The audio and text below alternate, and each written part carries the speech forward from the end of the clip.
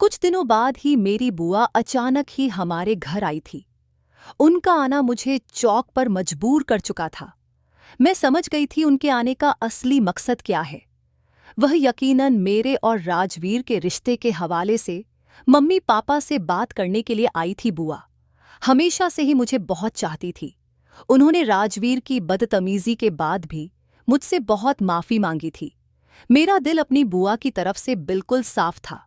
उन्होंने आते ही mummy papa से मेरी शादी की बात की थी कि बस अब अपनी बहू मैं अपने घर लेकर जाना चाहती हूँ। मम्मी पापा काफी हैरान थे कि अचानक से बुआ को हुआ क्या है। हैरान तो मैं भी थी, लेकिन मेरी हैरानी जल्दी ही खत्म हो गई थी जब राजवीर ने मुझे यानी कि रागिनी को इस बारे में बताया था कि मेरी अम्मा जबरदस्ती मेरी शादी अपने भाई की बेटी के साथ करवाना चाहती हैं। मैंने उन्हें बहुत समझाया है, लेकिन वह मेरी बात सुनी नहीं रही। आज भी उन्होंने मेरे साथ बहुत बवाल मचाया था। जब मैंने उन्हें मना करा तो उन्होंने खुद को मारने की धमकी दी है।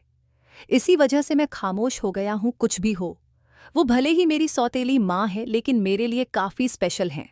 उन्होंने बचपन से अब तक मुझे बहुत प्यार और नाज से पाला है। मेरी हर बदतमीजी को, मेरी हर बदसलूकी को खामोशी से सहा है। वह यह सब बोलकर कुछ पल के लिए खामोश हुआ था, और फिर अचानक ही जो बात राजवीर ने मुझसे कही वह मुझे हैरत में डाल चुकी थी।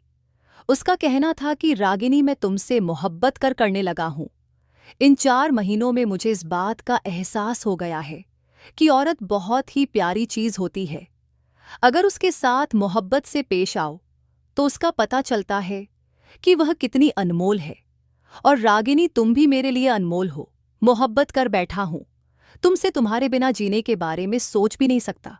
जब तक तुमसे बात ना करूं मेरा दिन ही नहीं गुजरता। रात को नींद नहीं आती जब तक तुम्हारी मीठी सुरीली आवाज मैं अपने कानों में ना सुन लूं। रागिनी, मैं तुम्हारे बिना अधूरा हूं। तुम्हें अपनी जिंदगी में शामिल करना चाहता हूं, लेकिन यह शुभांगी नाम का कांटा मेरे गले में अटक गया है, जिसे मैं चाहकर भी निकाल नहीं सकता। अगर मेरी माँ की मजबूरी ना होती तो मैं कभी भी शुभांगी से शादी ना करता।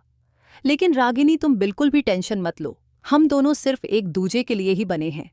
तुम देखना, जल्दी ही मैं शुभांगी को अपने जीवन से निकाल दूंगा। उसे इतना दर्द, इतनी तकलीफ दूंगा कि वह मुझे खुद ही हाथ जोड़कर कहेगी कि मुझे अपनी जिंदगी से निकाल दो। और रागिनी, फिर वह दिन दूर नहीं जब हम एक होंगे, सिर्फ एक दूजे के लिए हमारी मोहब्बत होगी। राजवीर की यह बातें सुनकर मैं सांस लेना भूल गई थी। मैं तो अपनी किस्मत पर खुश हो रही थी कि राजवीर मुझे बिन मांगे ही मिल गया था। लेकिन राजवीर मेरे साथ शादी के बाद जो करने वाला था, उसे सोचकर ही मेरी रूह कांप उठी थी। वो तो मुझे इस बात का बदला लेना चाहता था कि शुभांगी की वजह से उसे रागिनी नहीं मिल पाई थी। मेरा जी चाहा कि मैं राजवीर को सच्चाई बता दूं कि मैं ही शुभांगी हूं, लेकिन मेरा दिल कांप उठा था कि वो शुभांगी से इतनी नफरत करता है। अगर उसे पता चला कि उसकी रागिनी ही शुभांगी है, तो कहीं शुभांगी से उसकी नफरत रागिनी की मोहब्बत पर भारी ना पड़ जाए। अगर ऐसा हुआ तो मैं राजवीर को हमेशा हमेशा के लिए खो देती। कम से कम रागिनी बनकर मुझे राजवीर की मोहब्बत तो मिल रही थी, यही मेरे लिए काफी था। मैंने दिल पर पत्थर रखकर राजवीर से शादी करने का फैसला कर लिया था। भले ही वह शादी के बाद मुझे कितना भी दर्द देता, मैं हंसकर सह लेती। कम से कम रागिनी बनकर मुझे राजवीर की मोहब्बत का सहारा तो था। सच्चाई जानकर अगर वह सहारा भी छूट जाता तो मैं बिल्कुल खाली दामन रह जाती। मेरी किस्मत में सिवाय राजवीर की नफरत के कुछ भी नहीं आना था। फिर भी मैं आस की डोरी को हाथ से छोड़ना नहीं चाहती थी। मैंने कांपते हुए शब्दों में राजवीर से कहा था कि राजवीर, तुम शिवांगी से इतनी नफरत क्यों करते हो? वह मोहब्बत करती है। तुमसे मोहब्बत करना कोई पाप नहीं होता। राजवीर ने लगा, उसकी मोहब्बत मोहब्बत नहीं है। वह सिर्फ उन्हीं लड़कियों की गिनती में आती है जो मेरी दौलत, मेरी पर्सनालिटी के आगे पीछे घूमती रहती हैं। और मुझे नफरत है ऐसी लड़कियों से जो लड़कियों के पीछे अपनी इज्जत हथेली पर लिए फिरती रहती हैं। लड़कियों की इज्जत कांच की तरह होती है और उन्हें अपनी इज्जत संभाल कर रखना चाहिए। लेकिन शुभांगी हर वक्त मेरे आगे पीछे घूमती रहती है, मुझे मोहब्बत भरी नजरों से ताकती रहती है। उसे इस बात का भी एहसास नहीं होता कि उसके आसपास कौन बैठा है, उसके अंदर शर्म नाम की चीज नहीं है। मैंने कहा, राजवीर, लेकिन यह गलत है। वह बचपन से मोहब्बत करती है, जैसा कि तुमने मुझे बताया था। मोहब्बत तो मैं भी तुमसे करती हूं, लेकिन हमारी सिर्फ 4 महीने की मोहब्बत है और शुभांगी की 2022 साल की मोहब्बत है। तुम उसे यूं नहीं कह सकते। मैं चाहती थी राजवीर किसी तरह शुभांगी की मोहब्बत को स्वीकार कर ले, लेकिन मुझे ऐसा होता किसी भी नजर नहीं आ रहा था। कहने लगा, लेकिन रागिनी देखो, दिल पर किसी का बस नहीं होता। मैं तुमसे मोहब्बत करता हूं और शुभांगी से मुझे नफरत महसूस होती है। ऐसा क्यों होता है मुझे नहीं पता। मेरे दिल पर मेरा बस नहीं है और बस अब शुभांगी नाम के चैप्टर को यहीं पर क्लोज कर दो। मुझे उसका नाम भी नहीं सुनना। यह कहकर राजवीर ने फोन रख दिया था और मैंने दिल ही दिल में भगवान से ना जाने कितनी प्रार्थनाएं कर डाली थीं कि काश राजवीर का दिल बदल जाए और वह शुभांगी की मोहब्बत को स्वीकार कर ले। राजवीर ने जिस दिन रागिनी से अपनी मोहब्बत का इजहार किया था, उसी दिन मेरी शादी की तैयारियां शुरू हो रही थी। मम्मी पापा ने मेरी शादी की रजामंदी बुआ को दे दी थी। राजवीर बहुत अच्छा खाता पीता था। खानदान में उस जैसा लड़का कोई और था ही नहीं। शक्ल सूरत का भी बहुत खूबसूरत था, इसीलिए भी मम्मी पापा उसे इनकार नहीं कर पाए थे। मम्मी पापा ने उसकी बदतमीजी को भी नजरअंदाज कर दिया था और मेरा रिश्ता राजवीर के साथ जोड़ दिया गया था। बल्कि पापा ने मुझे समझाया भी था कि शादी के बाद राजवीर खुद ही ठीक हो जाएगा। वो दिल का बुरा नहीं है, बस वो शुरू से ही ऐसे चिड़चिड़ा का लड़का है। और वह पापा के समझाने पर मैंने सर झुका दिया था। मैं क्या कह सकती थी कि उसकी नफरत की वजह कुछ और थी। वो मेरी मोहब्बत को गलत रंग दे गया था, मेरी मोहब्बत को नीच और ओछा बता दिया था। हालांकि मेरी मोहब्बत कितनी पाक साफ थी, यह सिर्फ मैं ही जानती थी। मेरी शादी की तारीख 15 दिनों के बाद रखी गई थी। मुझे अपने घर से बुआ के घर ही जाना था, इसलिए ज्यादा तैयारियां करने की भी जरूरत नहीं थी। बुआ ने दहेज के लिए भी मना कर दिया था, क्योंकि उनके घर में हर एक चीज मौजूद थी, इसलिए उन्हें किसी चीज की जरूरत नहीं थी। खानदान में सबसे ज्यादा उनका आलीशान घर था। मुझे अपना आप अब खुशकिस्मत महसूस हो रहा था, लेकिन मैं रागिनी की वजह से काफी डरी सहमी हुई भी थी। वह लगातार रागिनी से अपनी मोहब्बत का इजहार कर रहा था और उस बात के बारे में बोलता था कि भले मैं शुभांगी से शादी कर लूं, लेकिन मैं सारी जिंदगी उसको बीवी के रूप में कबूल नहीं करूंगा। मैंने सिर्फ और सिर्फ तुमसे मोहब्बत की है रागिनी, और मैं तुम्हें ही अपनी जिंदगी में शामिल करना चाहता हूं। भले ही आज वह मेरी जिंदगी में जबरदस्ती शामिल हो रही है, लेकिन मैं उसे अपने दिल में, अपनी जिंदगी में कभी भी जगह नहीं दूंगा। वह सिर्फ मेरे नाम की पत्नी होगी, मैं उसे पत्नी होने का हक कभी नहीं दूंगा। मेरे तन मेरे मन पर सिर्फ तुम्हारा हक है रागिनी। राजवीर की ऐसी बातें मेरा दिल धड़का देती थी। पता नहीं आगे मेरी जिंदगी में क्या होने वाला था। मैं दुल्हन बनी अपनी सहेलियों के पास बैठी हुई थी कि मेरे मोबाइल पर फिर से राजवीर की कॉल आई थी। शादी होने में कुछ ही समय बाकी था। अब राजवीर मुझे कॉल कर रहा था। ना चाहते हुए भी मैंने कॉल रिसीव किया था। राजवीर कहने लगा, रागिनी, मेरा बिल्कुल भी दिल नहीं है। उस लड़की से शादी करने का, हम कहीं भाग चलते हैं प्लीज। तुम किसी तरह अपने घर से आ जाओ, हम कहीं दूर चले जाएंगे और अपनी एक नई दुनिया बसाएंगे। मैंने कहा, राजवीर, यह गलत है। वह लड़की तुम्हारे नाम से सजी सबरी बैठी है। तुम्हारी शादी होने में कुछ ही समय बाकी है। लड़की की इज्जत कांच की तरह होती है, तुमने ही कहा था, और अगर तुम्हारी वजह से उसकी इज्जत पर दाग आ तो मैं तुम्हें कभी माफ नहीं कर पाऊंगी। तुम्हें मेरी कसम है राजवीर, जाओ शिवांगी से शादी कर लो। मैं एक लड़की हूं और एक लड़की का दर्द मैं ही महसूस कर सकती हूं। मैं अपने आंसू अंदर ही अंदर कहीं उतार रही थी। अगर राजवीर शादी से इनकार कर देता तो मेरे माँ बाप का क्या होता? मेरी इज्जत की अर्थी निकल जाती। मैंने अपनी कसम देकर राजवीर को शुभांगी से शादी करने के लिए राजी कर लिया था, और मेरे लाख चाहने के बावजूद भी राजवीर के दिल में शिवांगी की नफरत कम नहीं हुई थी। एक दो बात मैंने रागिनी बनकर राजवीर को इस बात के बारे में समझाना भी चाहा था कि समय बेचारी शिवांगी का क्या कसूर है। वह तो विनय वजह ही बेमौत मारी जा रही है। अगर वह तुमसे मोहब्बत करती है तो तुम उसकी मोहब्बत को स्वीकार क्यों नहीं कर लेते? और जवाब में राजवीर ने मुझे यानी रागिनी को कह दिया, कि शिवांगी से मेरी नफरत काफी पुरानी है। शिवांगी की माँ ने जो सुलूक मेरी सगी माँ के साथ किया था वह मैं जिंदगी भर भुला नहीं सकता। राजवीर के मुंह से यह बात सुनकर मैं और भी दंग हुई थी। यानी कि शिवांगी की नफरत के पीछे राजवीर की एक और वजह थी। मैंने धड़कते दिल के साथ पूछा था, क्या किया था? शिवांगी की माँ ने।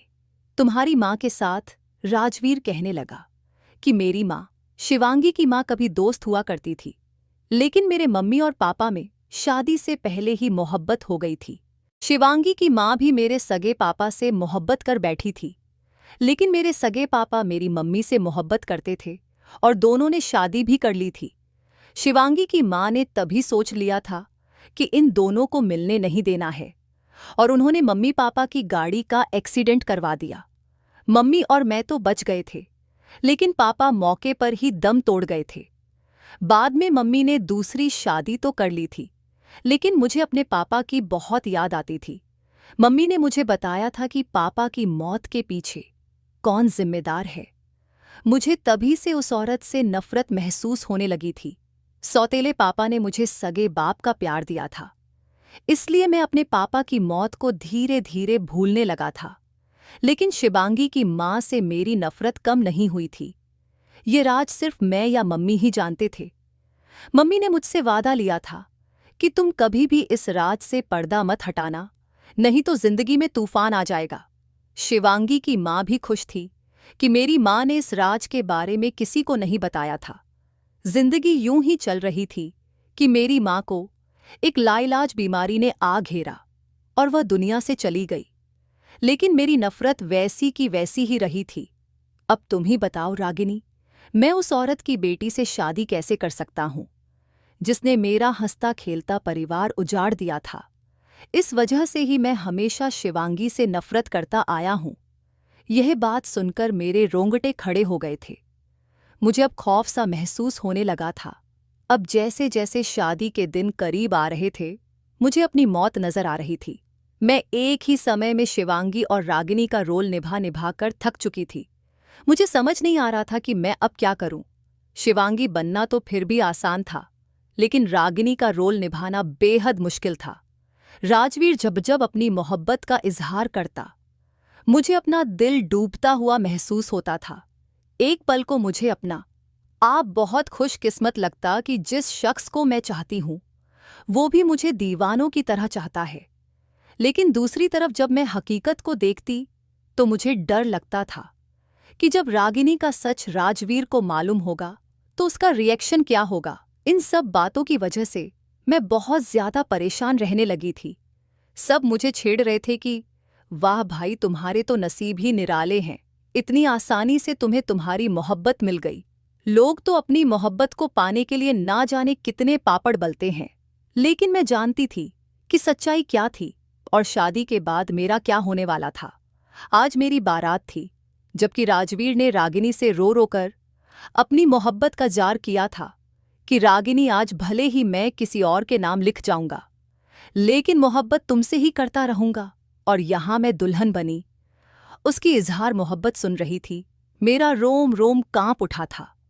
मुझे एक अजीब सी बेचैनी हो रही थी।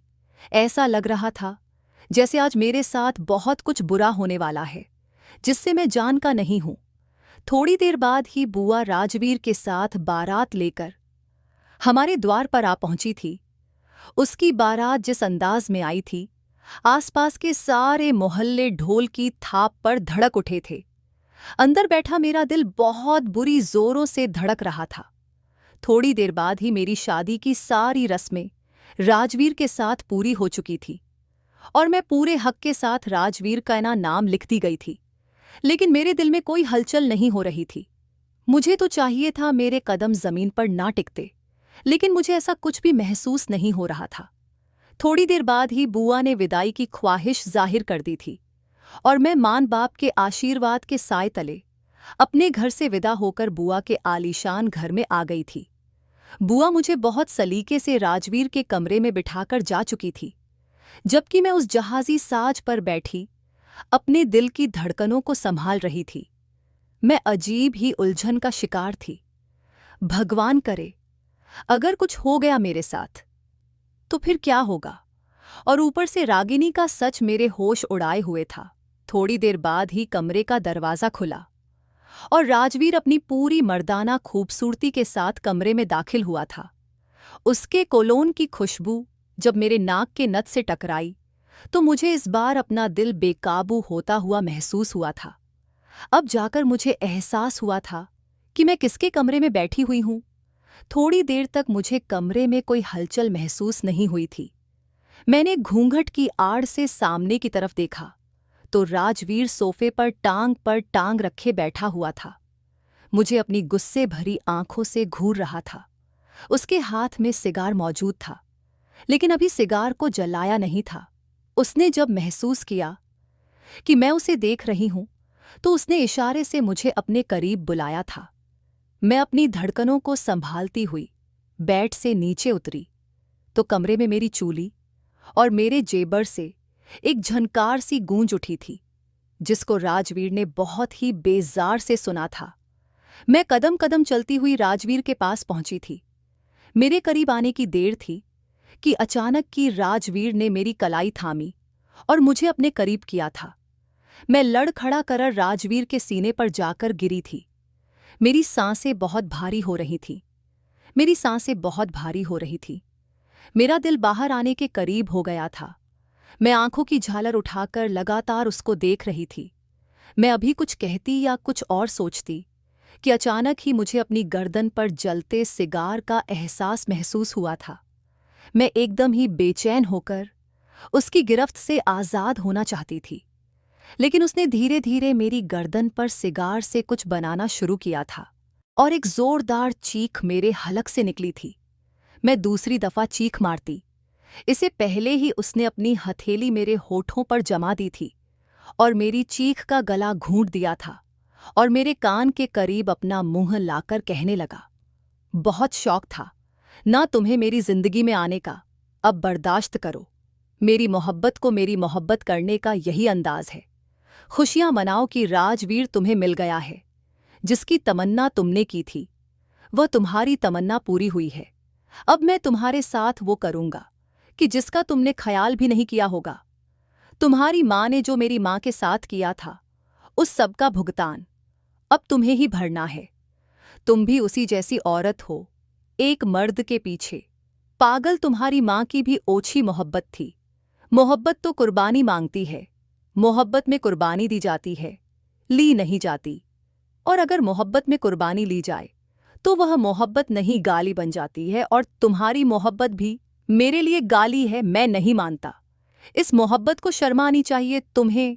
वो अपने शब्दों का जहर मेरे कानों में उड़ेल कर मुझे एक धक्का देकर कमरे से बाहर जा चुका था, जबकि मैं अपनी किस्मत पर रोती रह गई थी। मेरी गर्दन पर तेज जलन का एहसास हो रहा था। आईने के सामने जाकर देखा तो गर्दन पर जलते सिगार के अच्छे खासे निशान बन चुके थे। अब मुझे एहसास हो रहा था कि मैंने जो कुछ किया गलत किया है। मुझे यह सब कुछ नहीं करना था। मैं सब जानती थी कि यह जो कुछ भी हो रहा है सिर्फ और सिर्फ रागिनी की वजह से मेरे साथ हो रहा है। राजवीर रागिनी की मोहब्बत में दीवाना था और इसी दीवानगी की वजह से मुझसे दीवानों की हद तक नफरत भी करता था। कहीं ना कहीं उसे लगता था कि शायद मेरी वजह से ही वो रागिनी को मिल नहीं पाया। शायद मेरी माँ के बदले को वो मुझसे इस तरह ना लेता। शायद मेरी माँ के किए को वह भूल गया होता, लेकिन रागिनी की मोहब्बत वो दिल से निकाल नहीं पाया था। मेरा दिल शिद्दत से चाहा कि मैं राजवीर को इस बात के बारे में बता दूं कि तुम जिससे मोहब्बत का दम भरते हो वो कोई और नहीं बल्कि मैं ही रागिनी हूं और मैं ही शिवांगी हूं। लेकिन मैं ऐसा कुछ भी नहीं कर सकती थी, क्योंकि राजवीर का कोई भरोसा नहीं था कि वह मुझे तलाक दे देता, क्योंकि आज मैंने राजवीर की नफरत की हद भी देख ली थी। अगर वह शिवांगी से इतनी नफरत करता है तो इस नफरत में वह रागिनी की मोहब्बत को भुलाकर शिवांगी को तलाक भी दे सकता था। मैंने खुद को वक्त के धारे पर छोड़ दिया था और अपने आप को तसल्ली देने लगी कि जल्दी ही सब कुछ ठीक हो जाएगा। मैं सोफे पर औंधे मुंह गिरी हुई थी कि अचानक ही मेरा मोबाइल मेरे पर्स में बजने लगा था। मेरा दिल खौफ से धड़कना भूल चुका था, क्योंकि इस वक्त तो राजवीर ही हमेशा मुझे कॉल किया करता था। मैंने अचानक से अपनी जगह से खड़ी हुई, अपने पर्स को खोलकर जैसे ही मोबाइल फोन बाहर निकाला तो सामने राजवीर का नाम जगमगा रहा था। मेरे हाथ कांप गए थे। मैंने मोबाइल को यस करके कान पर लगाया तो दूसरी तरफ से मुझे सिर्फ और सिर्फ रोने की आवाज आई थी। यानी राजवीर बाहर गैलरी में खड़ा रो रहा था। मेरा दिल डूबकर उभरा था। वो रोते हुए कहने लगा, रागिनी, मैं तुमसे बहुत मोहब्बत करता हूं। तुम्हारे बिना जिंदगी गुजारने के बारे में मैं सोच भी नहीं सकता। मैं इस बात को मानता हूं कि आज भले मेरी शादी किसी और से हो गई हो, लेकिन मैं सिर्फ और सिर्फ तुम्हारा हूं। मैं उसका होकर भी कभी उसका नसीब नहीं बनूंगा। राजवीर के मुंह से ऐसी बातें सुनकर मेरी भी हिचकियां बंद गई थीं और मैं भी रोने लगी थी, जबकि दूसरी तरफ वह यही समझा था कि रागिनी उसकी मोहब्बत में रो रही है। उसने तुरंत ही मुझे इस बात का एहसास दिलाना शुरू कर दिया कि वह जल्दी ही शिवांगी को तलाक दे देगा और से शादी कर लेगा। यह बातें सुनकर मुझे अपना आप जमीन में गड़ता हुआ महसूस हुआ था। मैंने तुरंत ही कॉल काट दी थी और वहीं पर बैठती चली गई। मुझे अपना आप आज एक बार फिर से बोझ लगने लगा था। मेरे साथ ऐसा क्यों होता था? मैंने तो कभी किसी के साथ बुरा नहीं किया था। हर एक के साथ मैंने दिलज की थी, हर एक से मोहब्बत से पेश आती थी। तो मेरे साथ ऐसा क्यों होता था? मुझे मेरी मोहब्बत क्यों नहीं मिल रही थी? यह सोचकर मेरे आंसू बह रहे थे। आधी रात के वक्त मैं बिस्तर से नीचे जमीन पर बैठे बैठे ही सो गई थी। सुबह सवेरे मेरी आंख किसी के झिंझर में पर खुली थी। सामने राजवीर मेरे सामने खड़ा था। काफी निखरा निखरा सा मालूम हो रहा था। शायद अभी बाथरूम से नहाकर निकला था। गले में तौलिया लपेटे, गीले बालों से पानी टपक रहा था। मैंने उसकी तरफ देखा और अपनी जगह से खड़ी हुई। उसने एक नफरत भरी निगाह मेरे ऊपर डाली और तुरंत ही मुझे हुक्म देने वाले अंदाज में बोला, फौरन बाथरूम में जाओ, फ्रेश हो और अपने कपड़े बदलकर मुझे ता दो, मुझे ऑफिस भी जाना है। उसका आदेश अंदाज ऐसा था कि मैं किसी और बात को सुनना नहीं चाहती थी। मैंने तुरंत ही उसकी बात मान ली। अपने कपड़े बदलकर नाश्ता बनाने के लिए तैयार हो चुकी थी। मुझे तैयार देखकर कहने लगा, तुमने बहुत अच्छा किया। अगर तुमने मेरे घर में रहना है तो तुम्हें मेरी गुलामी करना होगी, नहीं तो इस घर में तुम्हारे लिए कोई जगह नहीं है। उसके बाद वही चला गया था, जबकि मैं हैरत से उसे जाता देखती रही। मैं अपने आंसू अंदर ही अंदर उतारती हुई किचन में चली गई थी। उसके लिए नाश्ता बनाकर मैंने उसके सामने रख दिया। उसने मुश्किल से पराठे का एक ही टुकड़ा मुंह में डाला था कि फौरन ही प्लेट उठाकर उसने फेंक दी थी।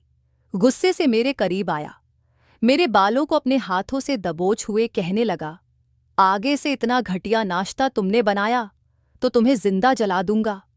मेरे घर में रहना है तो मेरी गुलाम बनकर रहना होगा, नहीं तो तुम्हारे लिए इस घर में कोई जगह नहीं होगी। उसने यह बोलकर मुझे धक्का दिया और लंबे लंबे कदम बढ़ते हुए वहां से चला गया था और मैं जमीन पर बैठी अपनी किस्मत पर रोती रह गई थी। थोड़ी देर बाद ही बुआ ने उठ जाना था, इसलिए मैंने खुद को संभाला और जल्दी जल्दी किचन का काम निपटाने लगी। इस आलीशान घर में मेरे अलावा और कोई नहीं था।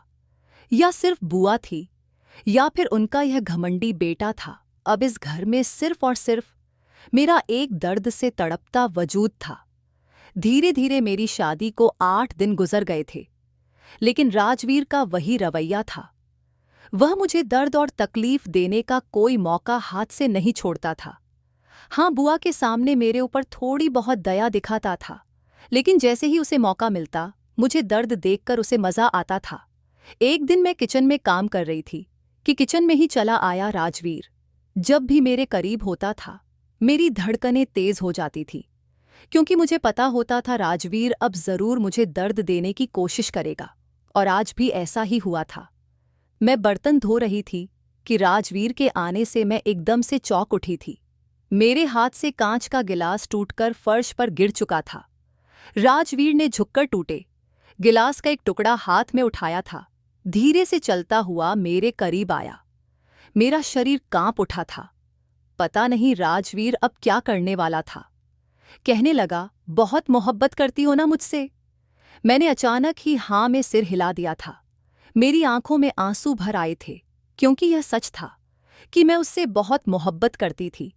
उसने मेरा हाथ थाम लिया और आगे उसने जो कुछ किया, मेरी चीख पूरे घर में गूंज उठी थी। उसने मेरी कलाई पर कांच के टुकड़े से राजवीर नाम लिखा था। कहने लगा, मोहब्बत करती हो तो मेरा नाम अपनी कलाई पर लिखवाने की हिम्मत भी रखनी होगी। मोहब्बत करने वाले तो अंगारों पर चल जाते हैं। यह तो बस जरा सी तकलीफ है। मैं चीखती रही और वो कांच के टुकड़े से मेरी कलाई पर राजवीर नाम लिखता रहा। थोड़ी देर बाद वह किचन से जा चुका था और मैं अपने लहू लहान हाथ को देख रही थी। थोड़ी देर बाद ही मेरे नंबर पर राजवीर का कॉल आ चुका था। यानी राजवीर रागिनी से बात करना चाहता था। मैं दिल ही दिल में ठान चुकी थी कि मैं अब राजवीर को रागिनी से दूर कर दूंगी ताकि वह शिवांगी की तरफ चला जाए और यह रागिनी वाला चक्कर खत्म हो जाए। यही सोचकर मैंने राजवीर को कोई जवाब नहीं दिया था और घर के कामों में लगी रही। रात के ना जाने किस समय वह घर वापस आया था तो उसकी हालत काफी खराब थी। बाल उजड़े हुए थे जबकि चेहरे पर भी अजीब सी उदासी थी। उसने मेरा चेहरा देखते ही नफरत से मुंह फेर लिया था और मुझे हुक्म देने वाले अंदाज में कहने लगा कि मेरे जूते उतारो और फौरन ही मेरे लिए खाना लेकर आओ। उसके बाद मेरे पांव भी दबाना। मैंने खामोशी से उसके हर हुक्म पर सर झुका दिया था और उसके जूते उतारकर उसके लिए खाना लेने चली गई। इतने में वह कपड़े बदलकर बेड पर बैठा हुआ था। मैं खामोशी से उसके पास ही खड़ी रही। उसने आधी रोटी खाई होगी और अपनी जगह से खड़ा हो गया। शायद उसे एक बार फिर रागनी की तलब हो रही थी। वह वहां से उठकर बाहर चला गया और बाहर जाते ही मेरा मोबाइल फोन बज उठा था। मैंने अपने मंसूबे के अनुसार उसका फोन नहीं उठाया था जबकि उसने लगातार मुझे 20 से 30 मिस कॉल की थी, लेकिन मैंने कोई भी जवाब नहीं दिया था। रात को जब वह वापस आया तो मैं मेरी नींद सो चुकी थी, लेकिन उसने जिस अंदाज में मुझे उठाया था, मैं डर कर उठकर बैठ गई थी और अचानक ही उसने मेरे मुंह पर एक जोरदार थप्पड़ दे मारा था और मेरे बालों को गुस्से से खींचते हुए कहने लगा, तुम्हारी वजह से, सिर्फ तुम्हारी वजह से मेरी मोहब्बत मुझसे दूर हुई है। मैं तुम्हें कभी भी माफ नहीं करूंगा। तुम्हारी वजह से आज मैं इस दौराहे पर आकर खड़ा हो गया हूं जो रागिनी मुझसे दिन रात बातें करती थी। मेरे एक मैसेज पर, मेरी कॉल पर ही फौरन जवाब देती थी, लेकिन आज इतनी कॉल्स पर भी उसने मुझे कोई भी जवाब नहीं दिया है। मुझे अपना आप खत्म होता महसूस हो रहा है। मैं उसके बिना जी नहीं सकता। प्लीज कुछ ऐसा करो कि मेरी रागनी मुझे वापस मिल जाए। वह मजबूत मर्द मेरे कंधे से लगा रो रहा था, जबकि मेरे पास दिलासा देने के भी शब्द नहीं थे। वह रोते रोते मेरी गोद में सर रख गया था। मैं धीरे धीरे उसके बालों को सहलाने लगी थी। वह घुटी घुटी आवाज में रो रहा था। मुझे समझ नहीं आ रहा था कि उसे अचानक से हुआ क्या है। जो व्यक्ति हमेशा मुझसे नफरत का इजहार करता था, मेरी तरफ देखना भी नहीं चाहता था, आज अपनी मोहब्बत का शोक मेरी गोद में सर रखकर मना रहा था। वो रात मेरे लिए काफी खुशगवार थी और बहुत ही दर्द भरी भी थी कि मेरा पति मेरी ही गोद में लेटा किसी और लड़की के नाम की मोहब्बत के लिए रो रहा था। मैंने इस रात राजवीर की सारी बातों को नजरअंदाज करके उसे अपनी बाहों में समेट लिया था, जबकि राजवीर सब कुछ भुलाए मुझे ही रागिनी का ख्याल करके अपनी बारिश में मुझे भिगोता चला गया था। अगली सुबह मैं समझी थी कि सब कुछ ठीक हो जाएगा, क्योंकि जो कल रात हम दोनों के बीच हुआ था, उसके बाद मुझे यही लगा था कि अब सब बेहतर होता चला जाएगा। लेकिन मैं नहीं जानती थी कि अब तो असल कहानी शुरू होने वाली थी। अगली सुबह होते ही उसने मुझे इस बात के लिए बोल दिया कि रात को हमारे बीच जो कुछ हुआ था, तुम उसे मेरी मोहब्बत का नाम मत देना। मैं उस समय रागिनी को बहुत मिस कर रहा था। मेरी और मेरे ख्यालों में सिर्फ रागिनी ही थी। रात को जो कुछ हुआ उसके बाद अब मैं तुम्हें अपने घर में एक पल भी बर्दाश्त नहीं कर सकता। इसलिए तुम मेरे घर से चली जाओ। मैं अकेले जिंदगी गुजारना चाहता हूं। मैं तुम्हारे साथ रहना नहीं चाहता। यह सुनने की देर थी कि मैं एकदम उसके कदमों में बैठ गई। उसके पांव पकड़ते हुए उससे विनती करने लगी कि तुम भले ही मुझे जानवरों की तरह रख लो, लेकिन मुझे अपने घर से मत निकालो। मेरे माँ बाप ऐसे दुख को सह नहीं पाएंगे। मैं तुम्हारे घर में किसी नौकरानी की तरह रह लूंगी। तुमसे कोई भी इच्छा जाही नहीं करूंगी। लेकिन मुझे तलाक मत दो और ना ही अपने घर से निकालो। मैं तुम्हारी हमेशा एहसानमंद रहूंगी। शायद उसको मुझ पर तरस आ गया था, इसलिए मुझे वहीं छोड़कर चला गया। मैं समझ गई थी, अगर रागिनी ने राजवीर से बात नहीं की तो वो जी नहीं पाएगा। उसकी हालत दिन बदन खराब हो रही थी। वो मेरे साथ बहुत बुरा सलूक करता था और अब तो उसने मुझ पर हाथ उठाना भी शुरू कर दिया था। और उसकी हालत को देखते हुए मैंने एक बार फिर से रागनी बनकर उससे बातचीत शुरू कर दी थी। वह हर रोज ही मुझसे अपनी मोहब्बत का दम भरता था। वो दीवाना सा हो गया था। अब तो वो रागिनी से मिलना चाहता था, लेकिन मैं उससे कैसे मिल सकती थी? क्योंकि मैं मजबूर थी। मेरे पास कुछ भी नहीं था, क्योंकि जब जब उसकी बात रागिनी से नहीं होती थी तब तब वह मुझे तकलीफ देता था। मैं मानसिक दर्द के साथ साथ जिस्मानी दर्द भी बर्दाश्त नहीं कर पा रही थी, और इसलिए मैंने रागिनी बनना एक बार फिर से शुरू कर दिया था। और एक दिन मेरा यह सच उसके सामने इस तरीके से आएगा कि मैं सोच भी नहीं सकती थी। उस दिन मैं खामोशी से उसके जूते पॉलिश कर रही थी कि अचानक ही उसने बैठे बैठे रागिनी को फोन मिला दिया। मेरा मोबाइल उसके बिल्कुल सामने ही रखा हुआ था, लेकिन वाइब्रेशन पर था और मैंने ध्यान नहीं दिया। मैं हमेशा ही अपने मोबाइल को वाइब्रेशन पर रखती थी, क्योंकि मुझे पता था राजवीर मुझे कभी भी कॉल कर सकता था। उसने एक नज़र मुझे देखा तो मैं अपने आप में ही मग्न उसके जूते पॉलिश करने में लगी हुई थी। पहले जिस तरीके की बदसलूकी वह मेरे साथ करता था, अब कुछ कम कर चुका था। शायद वह भी समझ गया था कि अगर मेरी माँ ने उसकी माँ के साथ कुछ गलत किया था तो इस समय मेरा कोई कसूर नहीं था। मैं बहुत ही ईमानदारी के साथ उसकी सेवा करती थी, उसके आगे पीछे घूमती थी। इसी वजह से उसने मुझे मारना पीटना कम कर दिया था, लेकिन मानसिक तकलीफ मुझे अब भी पूरी पूरी देता था। उसने एक दो बार फिर रागिनी को कॉल किया तो मेरे नंबर पर ही रिंग होने लगी। उसने कुछ सोचकर मेरा फोन उठाया और सामने अपना नाम देकर वह चौंक गया था, क्योंकि स्क्रीन पर राजवीर खुराना नाम जगमगा रहा था।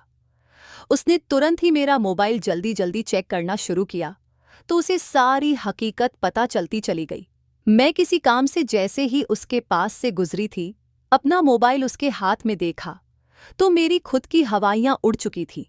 यानी उसको सच मालूम हो गया था। मैं समझ चुकी थी कि अब वह मुझे हर हाल में तलाक देकर ही दम लेगा। उसने मेरी तरफ बेयकीन नजरों से देखा था। अचानक ही अपनी जगह से खड़ा होकर कमरे से बाहर चला गया। मैं वहीं सोफे पर बैठी चली गई थी। इन पलों के लिए मैंने कभी खुद को तैयार ही नहीं किया था। कभी नहीं सोचा था कि जब राजवीर पर मेरी सच्चाई खुलेगी तो क्या होगा। कुछ समझ नहीं आया तो भगवान के सामने जाकर खड़ी हो गई। रोते हुए प्रार्थना करने लगी कि हे भगवान, रागिनी की मोहब्बत जीत जाए। वह रागिनी से दीवानों की तरह मोहब्बत करता है, लेकिन शिवांगी से दीवानों की तरह नफरत भी करता है। आज मोहब्बत की जीत कर दे भगवान, मेरा राजवीर मुझे दे दे। मैं उसके बिना जी नहीं सकती। रात के आखिरी पहर वह कमरे में दाखिल हुआ था। मैं अभी तक बेचैनी से जाग रही थी। मुझे रात भर नींद नहीं आई थी। एक तो वह घर वापस नहीं आया था, और दूसरा जो हकीकत उसको पता चली थी उसका रवैया सोच सोच कर मेरा खून सर्द हो चुका था। उसने मुझे जागते हुए देखा तो खामोशी से मेरे पहलू में ही सो गया। उसने मुझसे कोई भी बात नहीं की थी, जबकि मैं उसके इतने खामोश रवैये पर काफी हैरान थी। वो चुपचाप बेड पर लेटकर सो गया था, लेकिन मेरा दिल अनजाने डर से कांप रहा था। पता नहीं अब आगे क्या होने वाला था। मैं राजवीर से बात करना चाहती थी, भले ही वह मुझ पर गुस्सा करे, चीखें चिल्लाए, लेकिन यह खामोशी मुझे अंदर ही अंदर मार रही थी। वक्त अपनी रफ्तार के अनुसार गुजरता जा रहा था और उसने मुझसे बिल्कुल भी बातचीत करना बंद कर दी थी। पहले जो अपनी जबान का जहर मेरे कानों में उंडेला होता रहता था, अब सब कुछ बंद हो गया था। ना वो मुझसे अपना कोई काम कहता, ना ही मुझे अब कोई बात करता था, और मुझसे यह सब बिल्कुल भी बर्दाश्त नहीं हो रहा था। भले ही वह मुझे दर्द देता, लेकिन मुझसे बात तो करता। एक दिन मैं खुद ही उसके पैरों में बैठ गई और वह मुझे खामोशी से तकता रहा।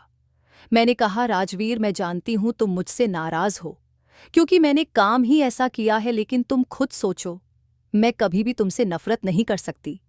हमेशा तुम्हारा ही नाम का दम भरती रही हूं। बचपन से तुम्हारे नाम पर बैठी रही, तुमसे बेइंतहा मोहब्बत करती रही, लेकिन बदले में मुझे क्या मिला?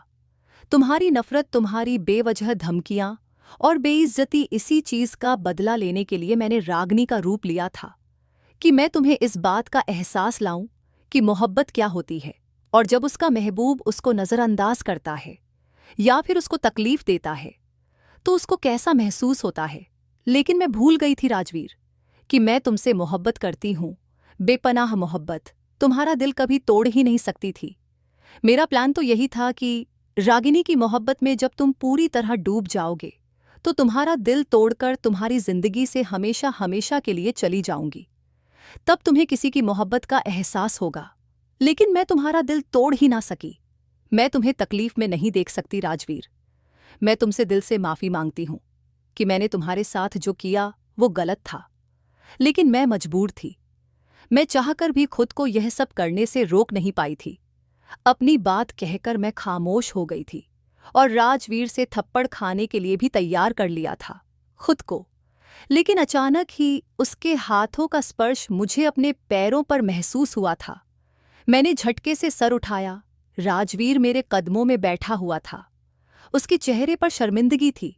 वो मुझसे माफी मांग रहा था। कहने लगा, बस मुझे एक दफा माफ कर दो। गलत तो मैं था। मैंने तुम्हारे साथ बहुत गलत किया है और मुझे वाकई इस बात का एहसास हो गया है कि इंसान जब मोहब्बत करता है तो उसका महबूब उसके साथ ऐसा रवैया रखता है तो उसके दिल पर क्या बीत होगी। मैं नहीं जानता था। मेरी शिवांगी ही मेरी रागनी है। मुझे तुमसे हमेशा से ही नफरत रही थी, क्योंकि मेरी माँ की वजह से तुम्हारी माँ ने मेरी माँ के साथ ठीक नहीं किया था। मुझे लगता था तुम भी अपनी माँ की तरह मर्दों के पीछे भागने वाली लड़की हो, लेकिन मैं तुम्हारी मोहब्बत को मान गया हूँ। शिवांगी, मैंने तुम्हें कितनी तकलीफ दी, तुम्हें कितना दर्द दिया, लेकिन तुम मुझे छोड़कर नहीं गई। लेकिन जो बात मुझे पता चली है कि तुम ही मेरी रागनी हो, तो एक बार मुझे फिर से मोहब्बत पर उकसाने लगी है। उसने बोलते बोलते ही मुझे अपने गले से लगा लिया था। मैंने भी सारी खताओं को माफ करके उसे सच्चे दिल से स्वीकार कर लिया था। मेरी मोहब्बत, मेरी ईमानदारी, मेरी वफादारी रंग ले आई थी और मुझे मेरी मोहब्बत पूरे हक से मिल गई थी। दोस्तों, आज की कहानी कैसी लगी ज़रूर बताना। पसंद आई हो तो प्लीज़ लाइक करना। रोज़ एक नई कहानी सुनने के लिए हमारे चैनल मान की बात को भी सब्सक्राइब करना। मिलते हैं।